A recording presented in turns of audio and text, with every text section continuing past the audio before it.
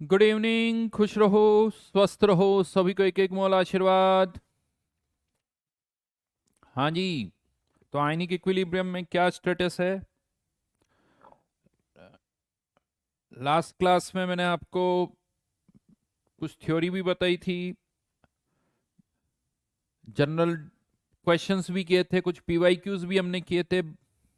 एक एसिड की पीएच कैसे निकालते हैं, बफर सॉल्यूशन की पीएच कैसे निकालते हैं, अगर सॉल्ट हाइड्रोलाइसिस हो रहा है तो पीएच कैसे निकालते हैं। हाँ या ना? और क्वेश्चंस किए थे हमने पीवाईक्यूज।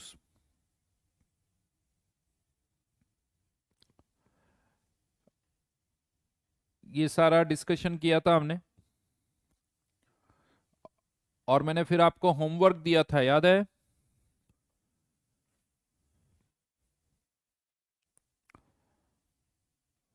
होमवर्क भी दिया था। डीपीपी नंबर, आयनिक की डीपीपी का होमवर्क दिया था मैंने आप लोगों को। मिली क्या डीपीपी? ऐप पर डीपीपी है।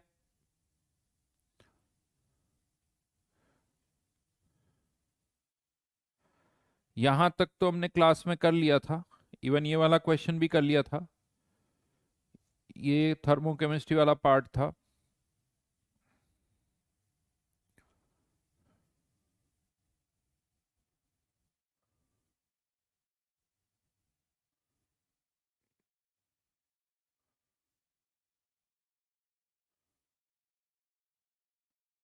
ये मैंने होमवर्क में दिया था आप लोगों को।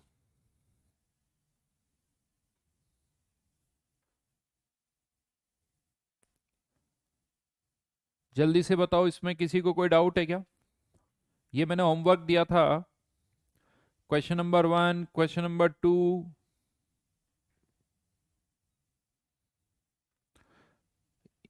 ये एक वीक एसिड वाला क्वेश्चन है जिसमें हम स्ट्रॉन्ग एसिड भी मिक्स कर रहे हैं तो कॉमन आयन इफेक्ट लगेगा। यहां पर बताना है कि किसकी पीएच सबसे ज्यादा होगी, ऑर्डर ऑफ पीएच क्या होगा। देन NH4Cl के साथ हम अमोनिया मिक्स कर रहे हैं, ये बफर वाला क्वेश्चन आ गया। बफर के फॉर्म में लगेंगे, यहां पर आपको x की वैल्यू फाइंड आउट करनी है। ये भी एक बफर का क्वेश्चन है।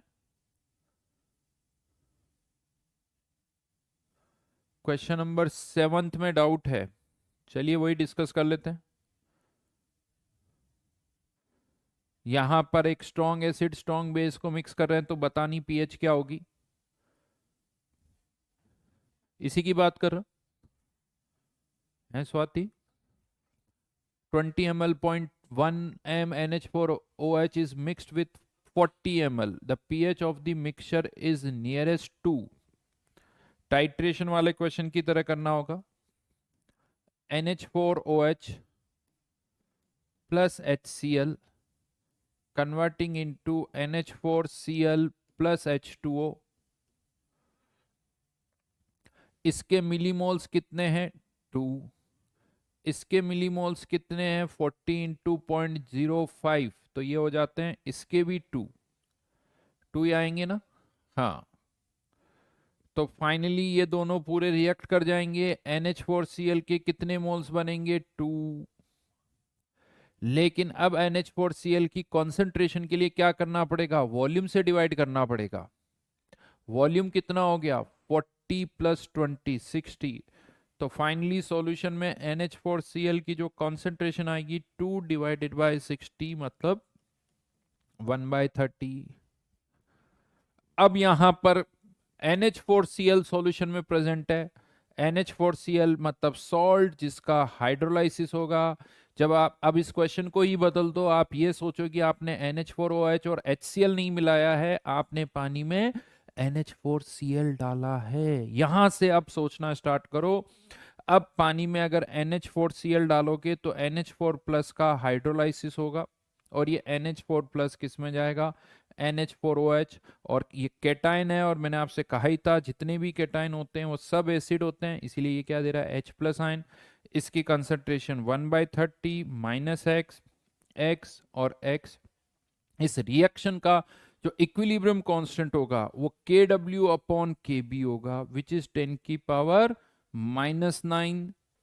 10⁻⁹ equals to x square upon 1/30 minus x. हाँ, लेकिन इस एक्स को नेग्लेक्ट कर सकते हैं, एक्स को नेग्लेक्ट कर दीजिए। अब ये x square equals to 1/30 into 10⁻⁹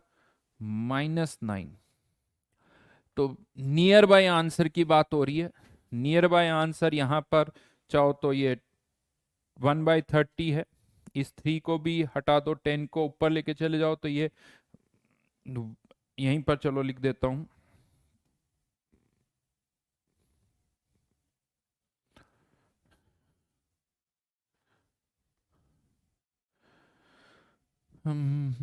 यहां कुछ लिख देता हूं मैं, सॉरी।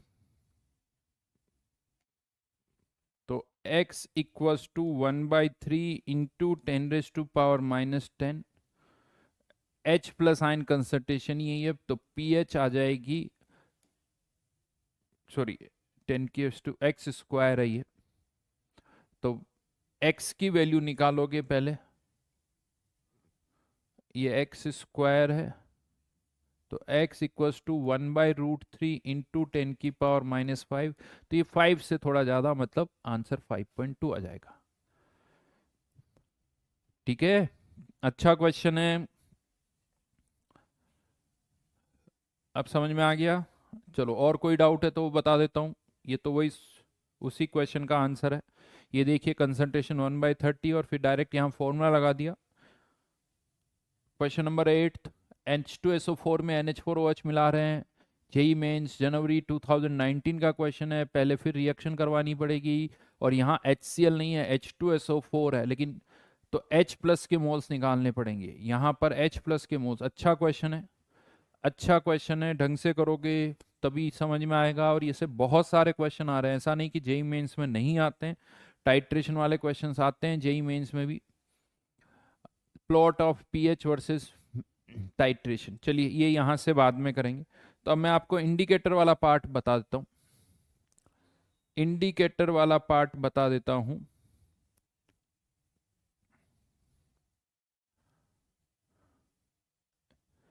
ये यहां तक हम लास्ट क्लास में कर चुके थे, है ना।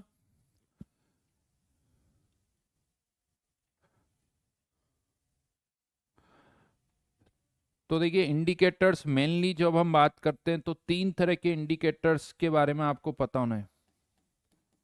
एक तो फिनोफ्थिलीन, मिथाइल ऑरेंज और मिथाइल रेड,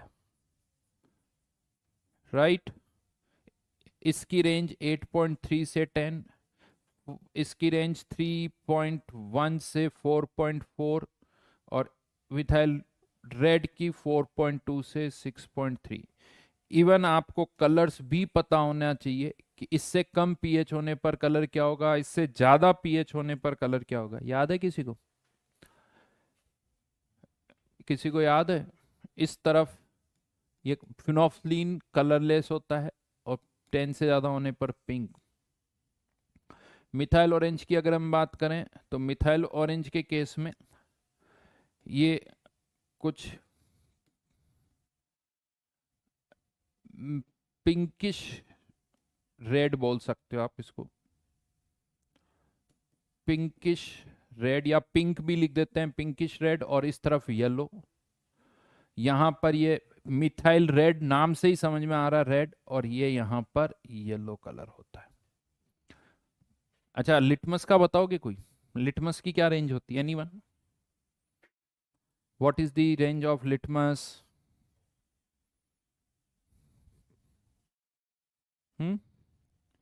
अच्छा, मैं बता दूं, आज की क्लास जो है हमारी थोड़ी जल्दी फिनिश हो जाएगी, मोस्टली 45 मिनट्स या 1 आवर में। यस, लिटमस के लिए रेंज होती है 5.5 से 7.5, और कलर इसका भी रेड, एसिडिक मीडियम में रेड, बेसिक मीडियम में ब्लू होता है। तो एक तो आपको ये इंडिकेटर्स की रेंज पता होनी चाहिए, और फिर दूसरा पार्ट ये आता है जब हम टाइट्रेशन करते हैं HCl प्लस NaOH। तो यहाँ पर ये ध्यान रखना, अगर थोड़ा सा भी स्ट्रॉन्ग एसिड ज़्यादा है तो pH उसके कारण 3 के आसपास 1 हो, अगर स्ट्रॉन्ग बेस थोड़ा सा ज़्यादा है तो pH 11, कोई वीक एसिड थोड़ा सा बचा हुआ है तो पीएच 5.5, और कोई वीक एसिड थोड़ा सा बचा हुआ तो पीएच अराउंड 8.5। तो टाइट्रेशन में जब आप करते हो तो ऐसे सोचो कि इनिशियली HCl है तब तो पीएच अच्छी खासी होगी, लेकिन जब HCl थोड़ा सा बचेगा तो उसके कारण पीएच 3, और जैसे ही एक ड्रॉप और डाली, क्योंकि HCl थोड़ा सा बचा हुआ था, आपने जैसे ही एक दो ड्रॉप और NaOH की डाली, NaOH ज्यादा हो जाएगा, और एक ही ड्रॉप में आप कह सकते हो कि वो पीएच जो है वो 3 से 11 जंप कर जाएगी, यानी ये लाइन ऑलमोस्ट वर्टिकल आएगी, 3 से 11 का जंप। और यही NaOH में HCl मिलाओगे तो वो 11 से 3 पर आ जाएगा।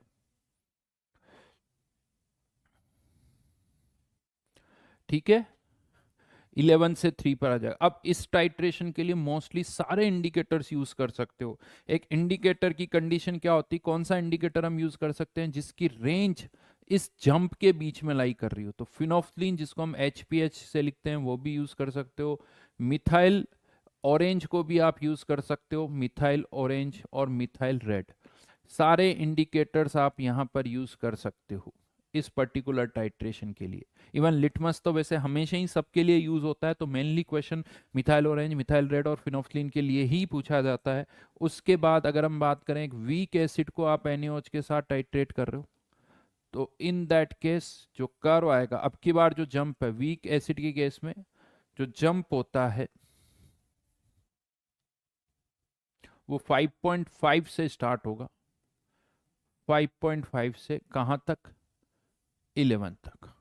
क्योंकि यहां पर भी जब वीक एसिड थोड़ा सा बचा हुआ ना तो उसके कारण पीएच 5.5, जैसे ही NaOH थोड़ा सा ज्यादा होगा वो पीएच को कहां लेके चला जाएगा, 11। और लेकिन अब यहां पर इंडिकेटर केवल कौन सा यूज होता है, फिनोफ्थलीन, मेनली फिनोफ्थलीन यूज होता है, मिथाइल ऑरेंज मिथाइल रेड नहीं होता। लिटमस हो सकता है, लेकिन अभी हम focus methyl orange methyl red और इसी पे कर रहे हैं। लेकिन यही अगर आप टाइट्रेशन जो कर रहे हो NH4OH में HCl मिला रहे हो, एक वीक बेस में एसिड मिला रहे हो, तो इस बार कर्व ऊपर से नीचे आएगा, जंप 8.5 से 3 का होता है। 8.5 वीक एसिड, वीक बेस थोड़ा सा बचा हुआ है, जैसे ही HCl थोड़ा सा ज्यादा होगा पीएच 3 पर जंप कर जाएगी। और यहां पर आप मिथाइल ऑरेंज भी यूज कर सकते हो और मिथाइल रेड भी यूज कर सकते हो, मिथाइल ऑरेंज और मिथाइल रेड दोनों आप यहां पर यूज कर सकते हो। और अगर आप किसी वीक एसिड को वीक बेस के साथ टाइट्रेट कर रहे हो, weak acid plus weak base, तो यहां पर हम कहते हैं कि जो जंप होता है वो 5.5 से 8.5 के बीच में होता है। तो एक तो जंप की रेंज कम होती है और वो सडनली भी नहीं होता है, तो इसीलिए इसके लिए ज़्यादा इंडिकेटर्स नहीं है, कलर चेंज अच्छा नहीं होता है, शार्प नहीं होता है। इसलिए वीक एसिड को हम कभी वीक बेस के साथ टाइट्रेट नहीं करते हैं, हमेशा उनको स्ट्रॉन्ग एसिड या बेस के साथ ही टाइट्रेट करते हैं। समझ में आया? ठीक है सर, मैंने PGT केमिस्ट्री के लिए प्रिपेयर हो रही, प्लीज रिकॉर्डेड वीडियो केमिस्ट्री के मिल सकते हैं क्या? अभी तो ऐसा कोई प्लान नहीं है, कुछ रिकॉर्डेड मेरे चैनल पर पड़े हुए हैं, आप उनको देख सकते हो, उससे भी आपका काफ़ी हेल्प हो जाएगा। ठीक है, तो ये कुछ इंडिकेटर से रिलेटेड क्वेश्चंस पूछे जाते हैं, वो मैंने आपको यहाँ पर बता दिए कि कौन सी टाइट्रेशन के लिए कौन से इंडिकेटर्स यूज कर सकते हैं। चलो कुछ क्वेश्चंस पर आ जाता हूँ मैं इंडिकेटर से रिलेटेड। बताइए, देखिए इस क्वेश्चन का आंसर क्या होगा। In the titration between strong acid and weak base, methyl orange is a suitable indicator. अभी देखा था हमने, अभी देखा था स्ट्रॉन्ग एसिड से वीक बेस जो जंप होगा या तो 3 से 8.5, वीक बेस 8.5, स्ट्रॉन्ग एसिड 3, या तो 3 से 8.5 या 8.5 से 3। तो यस, मिथाइल ऑरेंज यूज किया जा सकता है, मिथाइल रेड भी यूज हो सकता है। और एसिटिक एसिड को NaOH के साथ, तो phenolphthalein is not a suitable indicator. नहीं भाई, वीक एसिड और एसिटिक एसिड को जब आप NaOH के साथ टाइट्रेट करो तो फिनोफ्थलीन सुटेबल इंडिकेटर है। तो ये स्टेटमेंट हो गया फॉल्स, ये स्टेटमेंट हो गया ट्रू। पहला ट्रू है, दूसरा फॉल्स। आंसर, आंसर क्या हो जाएगा, बॉम्बे। ये सारा इसी का लिखा हुआ है, बॉम्बे आंसर है उसका। ठीक है, बॉम्बे आंसर। यहां पर थोड़ा सा मैं आपको बता देता हूं, ये मिथाइल ऑरेंज का स्ट्रक्चर है, मिथाइल ऑरेंज का स्ट्रक्चर है। ये जो फॉर्म होती है ना, तो बेंजीन अगर बन रहा है तो बेंजोनोइड, बेंजीनोइड फॉर्म है, ये बेंजीनोइड फॉर्म है। लेकिन यहां पर ये जो फॉर्म होती है उसे बोला जाता है क्विनोनोइड फॉर्म, क्विनोनोइड फॉर्म।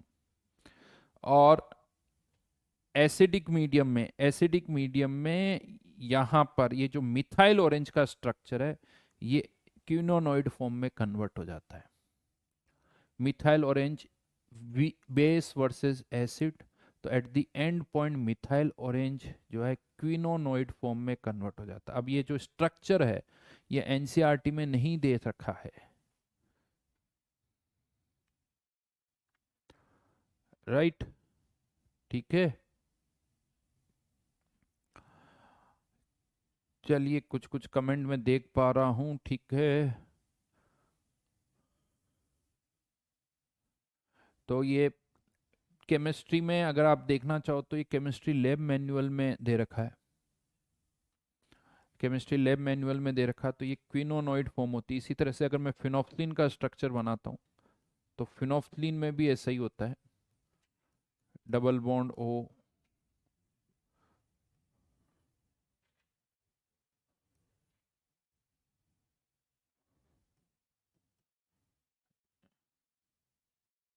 ये जो स्ट्रक्चर होता है ये अनआयोनाइज्ड फॉर्म है फिनोफ्थलीन की। जब ये आयोनाइज्ड होता है तो ये कुछ इस तरह से क्विनोनोइड फॉर्म में कन्वर्ट हो जाता है।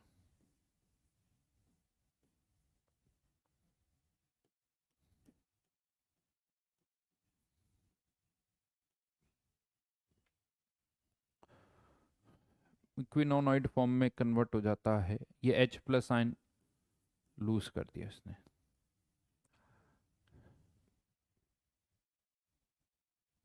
राइट?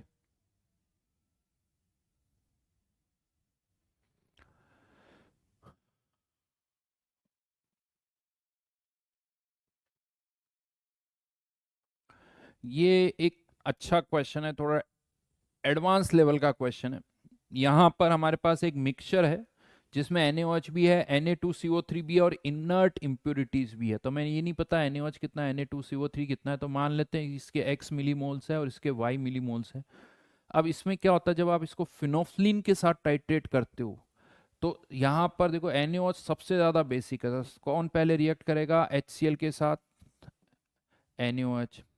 तो इसके X मिलीमोल के साथ HCl के भी X मिलीमोल रिएक्ट कर जाएंगे। लेकिन फिनोफ्लिन तब तक कलर, अभी कलर चेंज शो नहीं करेगा। फिनोफ्लिन कब कलर चेंज शो करेगा? जब Na2CO3 किस में कन्वर्ट होगा? NaHCO3 में, NaHCO3 में कन्वर्ट होगा। तो यहां पर इसके Y मोल के साथ HCl के और कितने मोल रिएक्ट करेंगे? Y।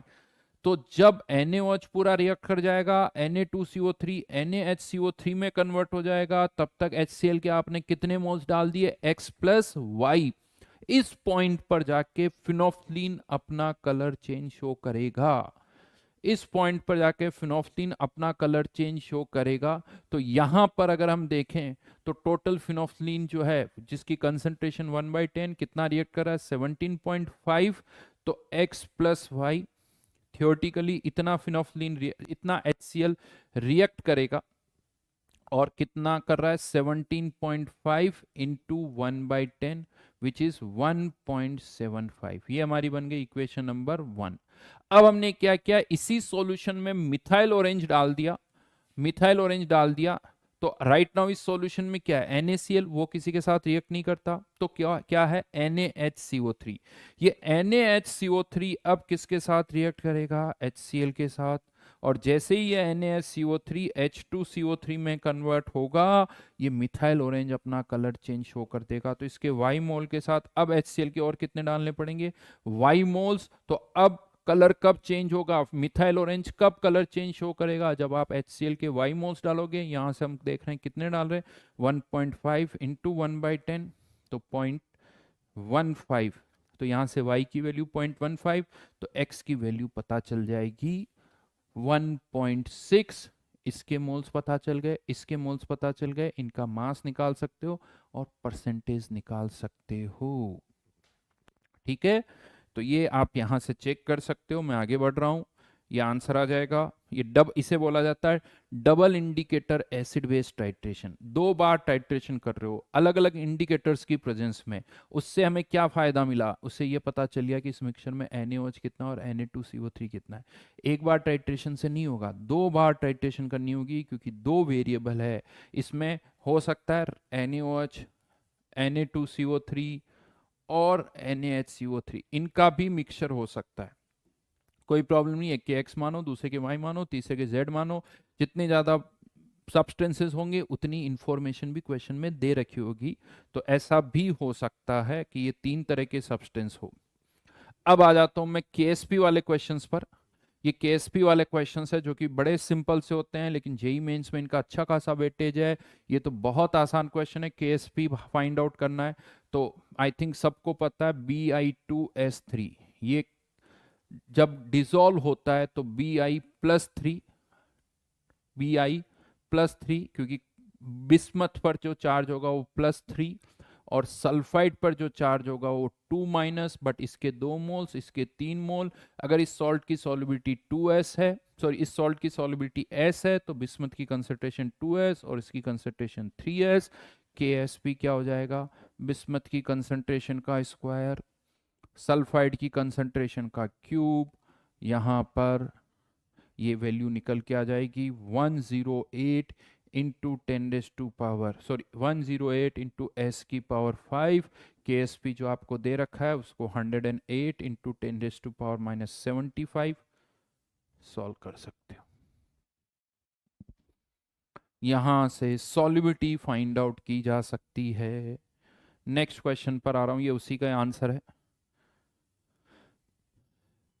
यहां पर दोनों की सॉल्युबिलिटी सेम है, 2 सॉल्ट है, दोनों की सॉल्युबिलिटी सेम है, सॉरी दोनों का सॉल्युबिलिटी प्रोडक्ट सेम है, have same value of solubility product, मतलब KSP तो दोनों का सेम है। तो क्वेश्चन आता है क्या दोनों की सॉल्युबिलिटी भी सेम होगी? नहीं होगी। क्यों नहीं होगी? क्योंकि यहां पर जो A2X है इसके लिए फॉर्मूला क्या आ जाएगा 4s³, इसके लिए फॉर्मूला क्या हो जाएगा S²।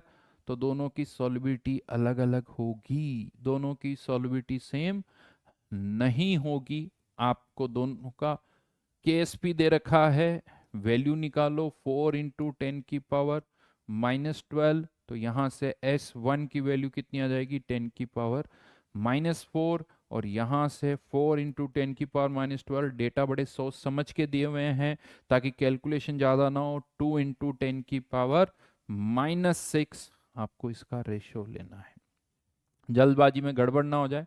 किसकी सॉल्युबिलिटी का रेशियो लेना वो देख लेना। तो ये A2X की है और ये इसकी ज़्यादा है, तो आप वो चेक कर सकते हो।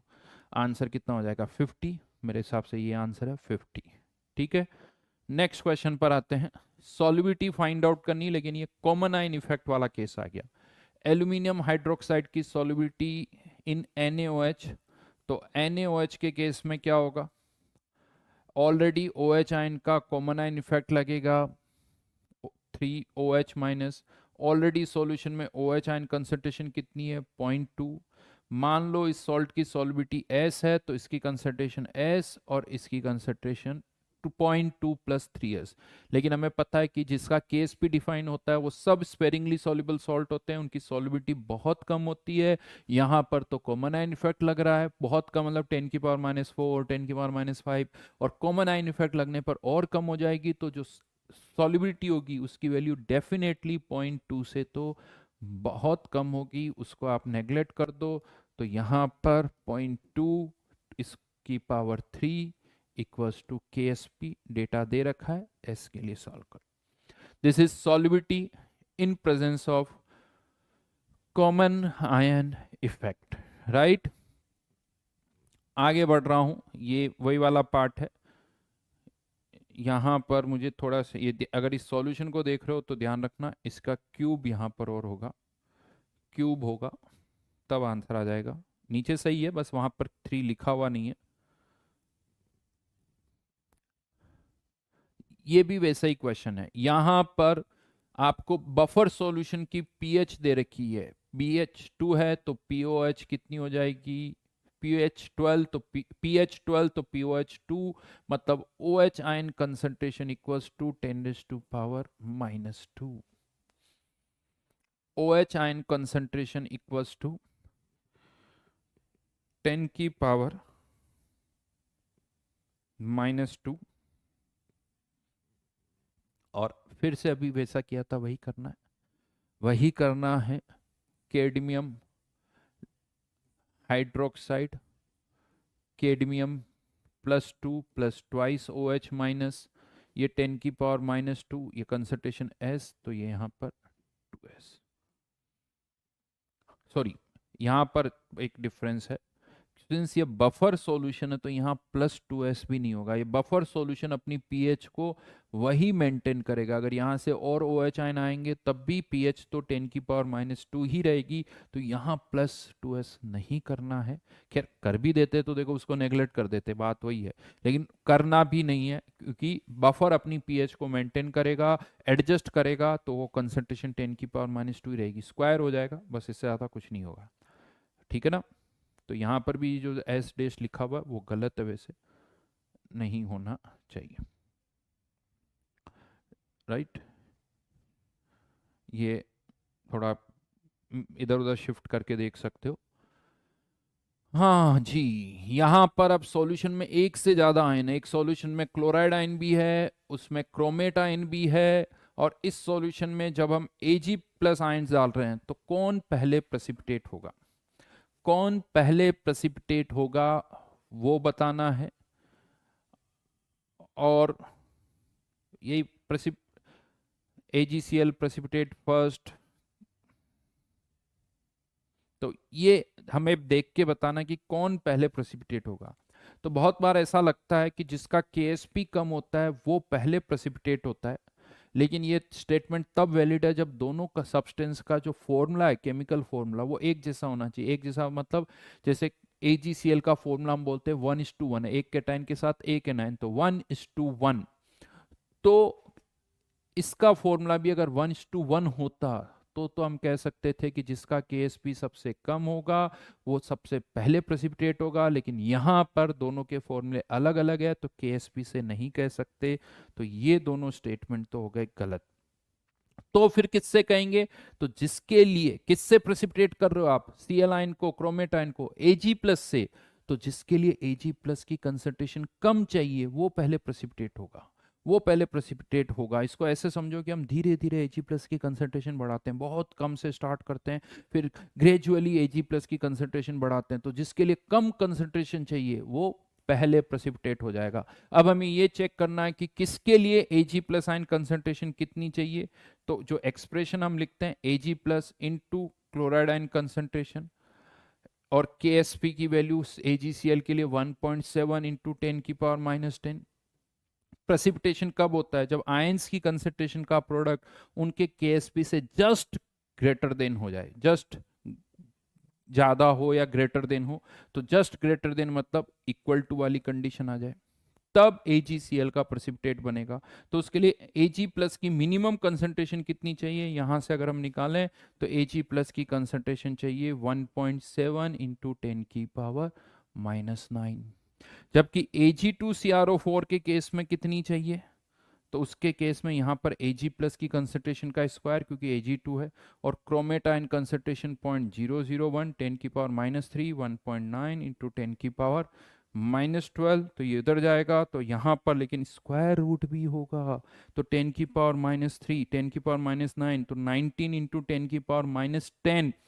तो Ag+ की कंसंट्रेशन वैल्यू से कोई मतलब ही नहीं है, क्योंकि यहाँ पर 10⁻5 के आसपास आंसर आ रहा है, तो Cl आयन के लिए तो बहुत कम चाहिए, तो Cl आयन पहले प्रेसिपिटेट हो जाएंगे, will precipitate first as the amount of Ag+ needed to precipitate it very लो।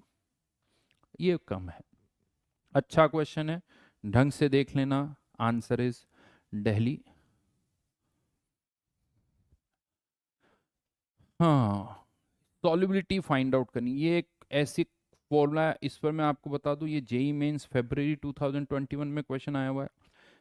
इसी तरह से 2 बार क्वेश्चन जेई एडवांस वाले भी पूछ चुके हैं। जेई एडवांस में शायद इसी साल यानी लास्ट ईयर सेम इसी तरह का क्वेश्चन आया हुआ है, थोड़ा अलग था बट फॉर्मूला यही यूज होगा, और एक ऐसा ही क्वेश्चन पहले भी आया हुआ है।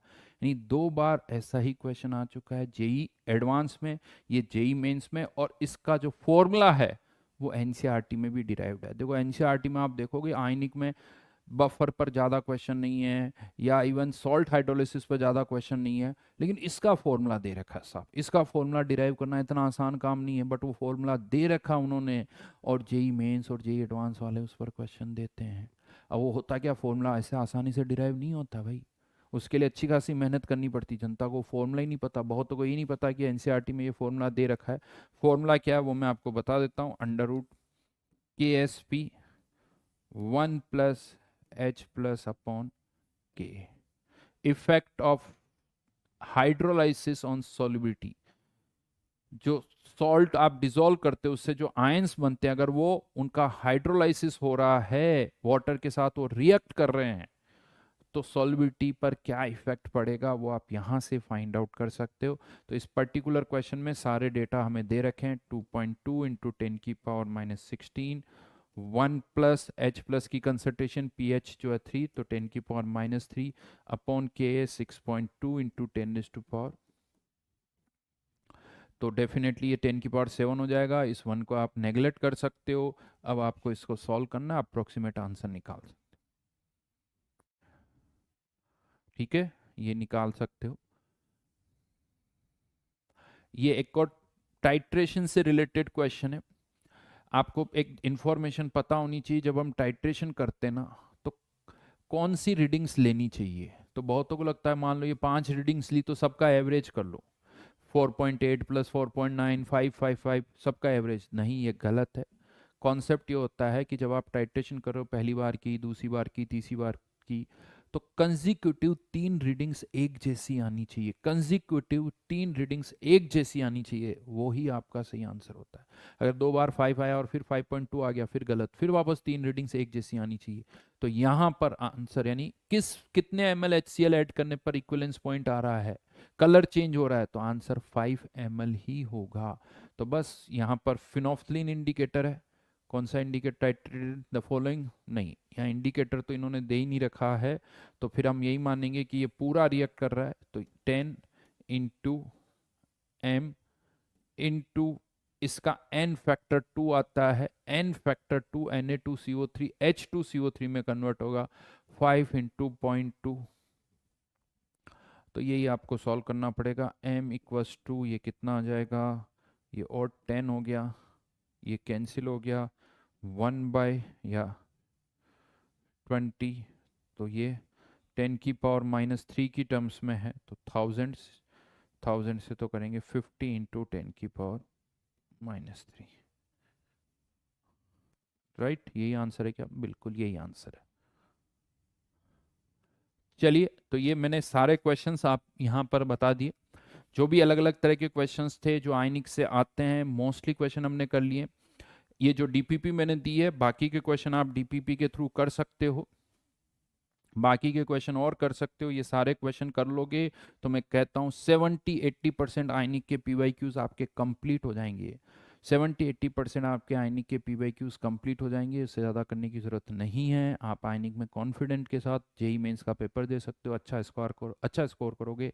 इन्हीं क्वेश्चंस में अगर लग रहा नहीं समझ में आया, वापस से करो, अप्रोच याद करो, थोड़ा देखो कैसे कर रहा हूँ, एक नहीं दूसरी बार तीसरी बार करोगे सब समझ में आने लगेगा। तो और ज़्यादा क्वेश्चन नहीं करने, इन्हीं क्वेश्चंस को आप बार बार करो तो आपको बड़ा अच्छा समझ में आएगा।